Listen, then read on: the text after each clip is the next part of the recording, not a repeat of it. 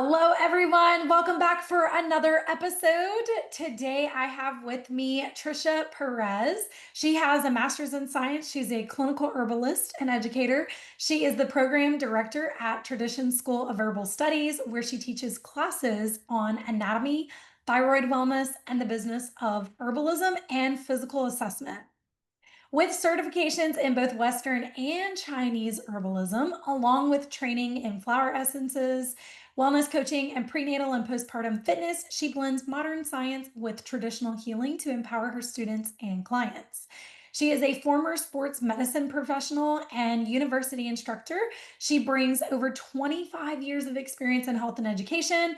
And after overcoming her own autoimmune illness through lifestyle changes in herbal medicine, she founded Mama's Essentials, which we're going to dive way deeper into today. And this is her personal line of small batch organic herbal products. And she now offers herbal and wellness coaching as well in her private practice. Her mission is to help others know and love their bodies and to make sustainable lifelong changes that support vibrant health. So, Tricia, welcome. Hi, thank you for having me. I am super excited to have you today and excited to discuss all things herbalism in this episode. Me too. So, tell us a little bit more about your story and like your background with everything, even though we read some of those things here. Tell us how you got into it. Sure. So, like you said, in my former life, I was a certified athletic trainer. I worked in sports medicine. I was a college professor, and I would travel with different athletics teams at Division I schools and provide their medical care for them. And it was a job that I loved. And then I discovered when I had my son that it was not a job that was sustainable to travel on the road with an infant or be in work at 5 in the morning and stay till 11 o'clock at night. It did not work anymore. And so I've been really fortunate to kind of shape my career and my journey based on my experience and my education. So I started a prenatal and postpartum fitness company so I could bring my son with me to work and not have to put him in daycare. And that worked out really nicely until he was about in elementary school, where I started teaching in the public school system here. And I taught anatomy and physiology and worked in medical magnet school. But I worked like for over a decade. I had just had chronic stress and long hours and sleep deprivation, like most women. And I got really sick. I got Graves' disease, autoimmune hyperthyroid, and within a few weeks, I had lost like 15 pounds and did not have those pounds to lose. And I was an athlete and I couldn't even hold my foot on the brake of the car without my muscles trembling. It was Mm. wild, and I got sick very, very fast. And Western medicine couldn't figure out how to make me better. My choices were lots of surgeries and infusions and lifelong medication, and it wasn't working for me. So I decided I needed to find a way to make it work for me. Um, and in that process, I got very interested in herbalism, and it helped me to go into remission. And I went back to school a couple times for Western herbalism and then Chinese herbalism and got those certifications. And now I've just shifted careers and I teach herbalism and I practice and I make medicine and I love what I do. And I also am healthy again. And my lab work's always great. And I just love being able to guide other people to have that as well. Oh, I love that. That's Yeah, crazy because I think whenever we get sick, the number one thing is go to your doctor, right? But sure. especially when we Mhm. get super sick, it's like go to your doctor and everything. And then like most of my audience and like some of our listeners, they'll spend years in Yes. doctor's offices, even to get a diagnosis. I think, we had talked Yes. about this a time before. I think it takes an average of 10 years. It took me 10 years Yes. to get a diagnosis for Hmm. mine. And welcome to the world of MS. So Yeah. it's getting that diagnosis. Then after that, it's a pill here, a pill there, a pill this, a pill that. Hmm. So with that being said, I know you do more of the holistic and the natural side of things. Yes, Yes. absolutely. Yes. And But I am open to the medical side of things, and blood work is important and whatnot, but it's just nice to not have to be dependent on pills that have side effects, and then that whole domino effect. Yes, yes. And Yeah, there's a place for Western medicine. I'll agree to that. There absolutely. 100% is. I just don't think it needs to be always the first go-to, or if our doctors were a little bit more informed like you and I are, it helps to expand their knowledge to actually focus on health care. Yes, So, agreed. yes. Well, tell us the difference. You said there's the difference between Western and Chinese herbalism. What's the difference between both of those? So, one of the primary differences is the herbs, like where they come from, if they're coming from China or the Western world. But the diagnostics are very different. Western herbalism, the diagnostics are very similar to what we have here in the United States as far as Western medicine goes. But with Chinese herbalism, we look at the energetics of things. We look at what type of organ system is involved and what element, which sounds very woo-woo, but it's a, 2000+ year old science that just really is a beautiful medicine that not a lot of people understand if they're not trained in it. But it's just a different diagnostic puzzle that does not align completely with Western medicine, but there are similarities and parallels, and they can work really nicely together.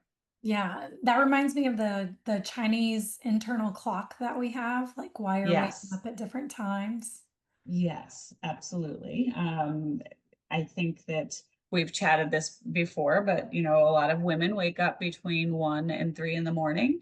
Um, and that's our liver time. And the liver has everything to do with stress and irritability and our menstrual cycle and hormones. And a lot of women that are going through, let's say, perimenopause or just stressful situations in their life, they're waking up at that time where the liver is really active between 1 and 3. And it's not something that they have to know about, but it's something that absolutely correlates, that it Yeah. all comes together.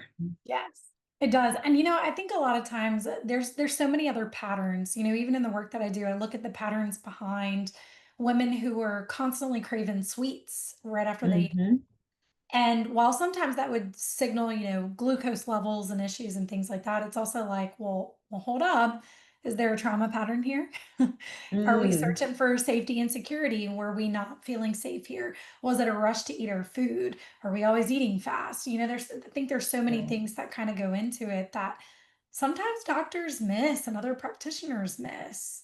Yeah, absolutely. And I think that not to fault our Western medical doctors, because they're part of this big machine where they get maybe 8 minutes to spend with a patient and don't have the time to dive into it. And, my consults, the first one's an hour and a half. And so we have the time to dive into that. And it's interesting where you say like craving sweets can be indicative of trauma. And in Chinese medicine, it has to do with the spleen, which is not actually our immune system in Chinese. It has to do with digestion and can our food get to where it needs to go. And it's all about, if you're craving sweets, you're probably also fatigued and having an afternoon slump and holding on to weight and gas and bloating. So um, it's all intertwined, just like Ayurvedic medicine with the different doshas. Like it's all intertwined. It's just figuring out those patterns and making them make sense. And it's like you said earlier, it's a puzzle. It's not going to Hmm. be done just, oh, here's your labs, here's your answers, and Yes. here's all the things that you need. Hmm. Yeah, it's not that simple. So let's talk about it this way, because I know you and I have briefly talked in the past as far as like supplements and different things. And I know we had discussed before, like whatever avenue somebody wants to take, whether it's a tea or anything like that. But let's go over a little bit more into the supplement world. When somebody comes in and they're on like 15 different supplements already for different things, what Hmm. does that do to the body? I mean, it's overwhelming for the body, and it might not be appropriate. I saw a new client on Friday or Saturday, and she had a giant tote bag, and the whole thing was filled with the supplements that she was taking. And a lot of it was overlap of things that might be good, but when we're taking it times 3 or 4, it's not so good. And then she had blood work with her, and her liver enzymes were elevated. And there's a correlation. Your liver has to process all of those supplements. And when we're overtaxing it, your liver's going to get angry and let us know.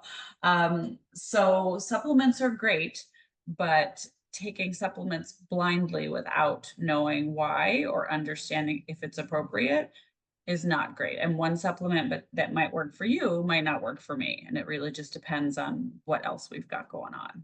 Yeah. So let's talk about the contraindication side of things. Any issues, because I think sometimes, like you said, people go in, they'll blindly start taking supplements. Oh, my best friend Susie told me go take ashwagandha in the morning Mhm. because I've got an overloaded nervous system. And Right. that's not going to necessarily work. Like we said, it's not going to work for everybody, but it may not also be something that your body needs. Correct. Might not be something that it needs. It also might not be something that's appropriate for medications that you're taking or just who you are. Ashwagandha is very popular right now, and it is a great adaptogen. It's great for stress, but it's not great for people that are sensitive to nightshades because it can, instead of calming down their stress, it can create this whole inflammatory process in their body. Magnesium is another great supplement, but there's probably 7 or 8 different kinds of magnesium. And if you take magnesium citrate and you are not tending towards constipation, you're going to end up getting diarrhea or really loose stools and not understand the why. St. John's wort was a really popular herb for a long time and all about depression, which is great, but it also negates some medication. So there are people that are on birth control pills that take St. John's wort for depression and then get pregnant because it makes their birth control pill not work so well. So yeah, oopsie, exactly. So, and that creates a whole other issue. So you really want to make sure that what you're taking is not just because the person on TikTok told you that it was important for you to take. Just understanding, is it right for your body? Because not everything is right for everyone. We have people that come into the clinic all the time and say, like, I have cancer. What can I take for this? Or I have high blood pressure. What can I do for this? And it's not that simple at Yeah. all. I mean, I wish that it was, but it's not. And energetics come into play, like some things. Like ginkgo might be really great to get some circulation to your brain, make your brain work great. But if you tend to run hot, it's going to make you hot and angry, and it's not going to give you the outcome that you want. So just understanding all of the stuff that goes on in the background is really, really important. That's interesting. That reminds me. I think one of the fat burners when I was bodybuilding had Mhm. something related. I don't remember if it was ginkgo. That's for weight loss? Isn't that? Um, Or am I thinking of something else? it's not for weight loss, but it could be in weight loss supplements because it's like gives you more. Okay. I don't want to say energy. Ginseng is probably what you had in yours. Maybe. I can't remember what it was, but you talk about running hot, and that's Hmm. me just being an overloaded, constantly on the go. Let's go. I'm also Yes. a Leo, so I'm a fire Yeah. sign. But I remember one of my fat burners doing that. And I'm like, Hmm. my core temperature is like way up higher than what it needs to be. I'm angry, I'm frustrated, don't mess with me. Yeah. And then it Yeah. was so hard to come down from that. Yeah, it is real. Like ginseng is probably what you were taking, and it's great for energy. It's great for endurance, but Asian ginseng runs hot, and American ginseng runs cool. So if you are running hot and then take Asian ginseng, it's not going to work for you. But maybe American ginseng or even Siberian ginseng, which is a little more gentle and benign. So understanding the energetics of, like, is the person hot or cold or wet or dry or tense or lax is really, really important to match the herb to the person. So we're bringing in elements here, right? Like your body has Yes. different kinds of elements. Okay. Yes. Mm-hmm.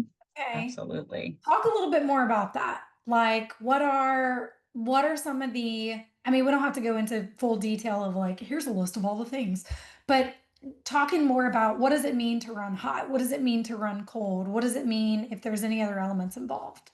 So essentially, with whatever we're looking at, we want to be in balance. Like our body will do whatever it can to be in homeostasis and balance. So if you tend to be someone that is like sweating all the time or freezing all the time, herbs can help or harm that. So I'm not going to give a woman that is going through perimenopause and like having hot sweats all the time, I'm not going to give her something like Asian ginseng because I'm just going to make her hotter and she's not going to want to come back to me. Um, and let's say someone runs really, really dry and we give them herbs that are also drying. Now we've dried this person out and they're itchy and miserable and that's not working out for them either. So really it's all about finding balance with whatever the energetics are and the elements are, finding herbs that complement that instead of just throwing all the herbs at the person. Like, this is Yeah. good for energy, just try that. And it might be good for energy, but just not for you or for me. Yeah. Oh, that's Yeah. so interesting. I'm the person, and I don't know if this has to do with MS symptoms. I know that MS, like our body core temperature is going to be a lot lower just for the sake of not Okay. being, not running so high, which explains why whenever I was bodybuilding, I did not sweat as much as all of my other counterpart, like people Uh-huh. did around me. And I'm like, and everybody would be like, why are you not sweating? I don't know. Like, I'm just not. Right. But so running cooler really that intrigues me because I've always and everybody would say, "Oh my God, you're anemic," but yeah, my iron levels didn't look that way. So Hmm. that's interesting of how that. Yeah, there's so many different ways to look at it. And it could be hot or cold, but in Chinese medicine, to make things even more confusing, if we have like not enough body fluids and we're running hot, then it kind of like cooks away our body fluids and then we're really hot and dry. So it could be like you're cold because there's too much cold, or you could be cold because there's not enough hot going on in your body, if that makes sense. Mhm. So it's complicated. It is complicated, but it's Yeah. interestingly It's complicated. fascinating. Yeah, Okay. And this is why absolutely. people come to you as the expert because when you don't And know what you don't know, you got to go to somebody who does. it's true. And a lot of times people come to see me and they're like, this is really complicated. And they have binders of their medical records and like, no one can make sense of this. And then I look and they talk about certain things and it's all a pattern, and it's all a pattern like in Chinese medicine. And so someone that's been dealing with anxiety for 10 years can in about 2 weeks start to feel really, really improved because I've balanced, let's say, their heart element out, and now that anxiety isn't there anymore. So Hmm. things that seem complicated fit into like different patterns, which is a really uh, just interesting way to look at things. And when I first started studying Chinese medicine, it was so foreign to me because everything I'd done was Western and I was learning, and I was just like, why are we complicating this? Like, I could fix this with Western herbs. And then like everything came together, and it's just such a beautiful medicine that makes really complex things fit into patterns and makes it pretty simple to balance. I love that. Love that. Yeah. So, on the thyroid side of things, when Hmm. you noticed that your thyroid was, having some problems and complications, what are the routes that you took? What are some of the things that you did? So, mine, and I know we talked about like it's hard to get a diagnosis. I was very lucky. My primary care physician is amazing. And I went in to see her, and I'd been seeing her for probably a decade. And she looked at me and she's like, "You're not okay." And I was like, "I know, this is why I'm here." And she ran every test that, you know, was known to man, like hepatitis and lead poisoning and whatnot. And it turned out I was in hyperthyroid. Um, and so I went to an endocrinologist, and I've now been through 5 endocrinologists, but I don't have one anymore because I'm like, I can do this myself. I don't need you anymore. But the first one I went to, he just said, like, your numbers are like 13 times what they should be. Immediately, we're going to have to schedule surgery to remove your thyroid or radiate it. So it stops functioning, and then you have to have medication for the rest of your life. And I was like, okay. And I left, and I called the office and said, like, I just need you to know I'm not coming back. Like, the man didn't even have a conversation with me. He looked at my numbers and told me what I needed, and that was it. So that was my initial prognosis, was have surgery or radiate and then have medication the rest of your life. And then I found some people that were willing to work with me. I did take medication briefly because my heart rate was resting heart rate wouldn't come down below 100. So while I was figuring it out, and I usually run it like high 50s, low 60s. Mm. So when I was figuring it out, I did go on medication briefly because it can be life threatening if not. And I learned that I was a school teacher and I was getting up at 5 in the morning and not getting home until like 10 o'clock at night because my son played two sports and it was just crazy. So I learned that I would flare up during the school year, and in the summertime when we didn't have school, my symptoms would go away. Um, but like during the school year, I ended up in the hospital, like having infusions for 6 months with the chemo patients with steroids because I was having double vision. Like everything was inflamed. It started attacking my eyes as well. I ended up having a couple surgeries to take literal pieces of bones out of my skull, like through my nose and eye socket to take the pressure out of my eyes. It was miserable. And then I was fine during the summer. And then I went back to school and all my symptoms came back. And I was like, we are not doing this anymore.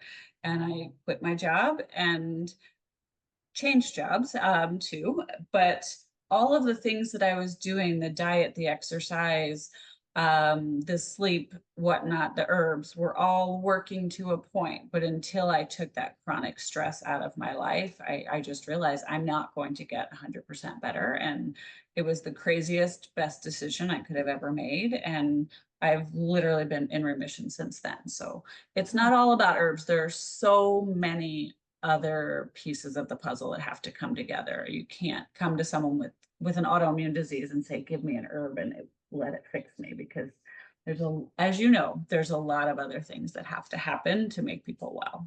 Yeah, no, 100%. And I'm Yeah. all about looking at, lifestyle for everything. It's so important. Yeah, your sleep, your mood, your habits, your routines, all the Yeah, things that you're doing. And so important. and if you're the type of person who does enjoy working out, great. Are you punishing yourself through it? Because if you don't have a good attitude with it, then you're putting your body in more harm.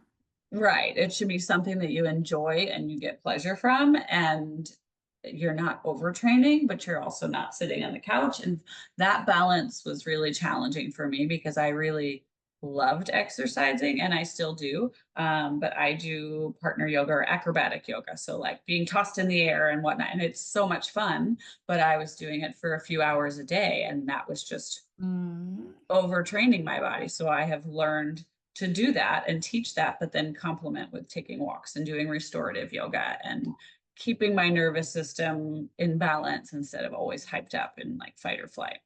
Oh, I love that. Yes. And that Yeah. is the key thing, that nervous system rest and digest phase. We do not have to Yes. operate in fight and flight all the time. And we should not. No. No. Mm-mm. So before we kind of wrap things up, I want to hear Mhm. more about the Mama's Essentials. What got you into doing Mama's Essentials and what are they? So that is my product line. It's all small batch organic herbal products. And it started out very small, and it started out, I think, as essential oil rollers, like initially, for just things like sleep and immunity that people were really struggling with. And then as I developed my client base, I was finding some products that really could work for most people and that were working for most people. Like I have a sleep tincture that's called Sleep Well, and I would say 95% of the people that take it, it it works like a charm because everyone struggles with sleep. So probably all of my products have been designed for a client, and then we've had more successes, and then I've pushed it out um, to the public. And it's kind of fun to look at my different products and like think of the person that was the inspiration for that. So I have everything from local honey that's infused with herbs and herbal tinctures and salves and teas and lip balm even. And it's all been inspired by someone or something. And now I have an online shop where I can ship to them, or they can come and pick up, or they can pick up at some local retailers here in the Tampa Bay area. It just kind of grows and evolves as what I'm experiencing does. Right now, I'm in the perimenopause phase of life, and I had hot flashes for 3 weeks, and I was like, this is not working for me. So I came up with some perimenopausal formulas. I've got a whole basket of teas for a prenatal yoga class that I'm going to deliver later for like postpartum care and labor and delivery and milk production. So it's really fun to put some heart into the herbs that I make for people for specific reasons and be able to reach people that might not be able to afford a consult or have time to do a consult or just don't need one just yet. Yeah. Oh, I love that. And I love that you say that you can ship them. So any of you Yeah. viewers listening, go get your Yes. herbs. Yes. Please. It Yeah, works. and we were talking about the one that the sleep herb last time we had mentioned as far as that being Oh, the one that for between the 1 and 3, right? yes, the valerian. Oh, valerian with that sleep herb. Yeah. So that is a fantastic herb to knock us out quickly and make us stay asleep through the night. But there's like 8% of the population that instead of it making them really sleepy, it makes them really agitated and angry. So you want to start things slow and experiment, like take a small amount. And if it puts you to sleep, great. But if it makes you like want to fight somebody, that is not the herb for you. And there are many, many other options to do that. But that's one of my favorite herbs. It tastes terrible. It smells, for most people, it smells terrible. I kind of like the smell.